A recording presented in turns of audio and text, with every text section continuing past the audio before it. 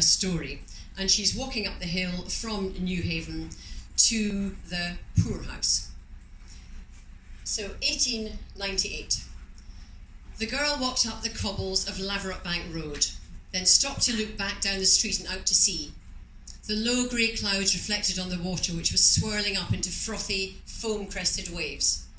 A good day for the fishing, her mother had said, before handing her a ragged bag of belongings and pushing her out the door.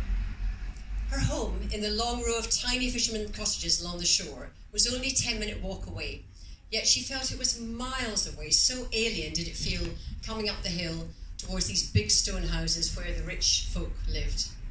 She'd never been up this way. She'd never even been to Leith, and certainly not to Edinburgh.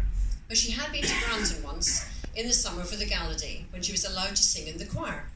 The Newhaven Fisher Lassies, they were called.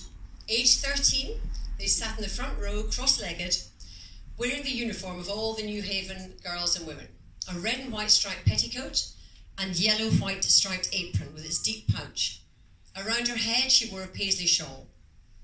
Her mother had scraped back all her thick dark hair before tying the shawl around the back of her neck. She could still feel the scalp her mother had given her when she complained she was tying the shawl too tight. Her big sister Dorry, one of the older girls, had stood at the back of the choir of 20 or so, and she and Ruby Gray had started off the singing.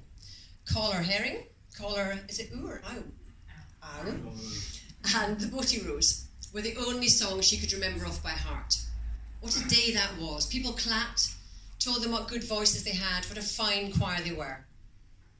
Jessie gazed out at the water, looking beyond the harbour where a flock of herring gulls soared and dived. Though it was an estuary, the locals always called it the sea. It was so vast. She looked over the broad span of the Firth of Forth, where she could just make out the hills of Fife. Her father had said there was a king who lived in Fife, but Pa was always joking, so she didn't know if that was true. When she thought of them, she felt tears prick her eyes, but then she bit her lip hard to stop them.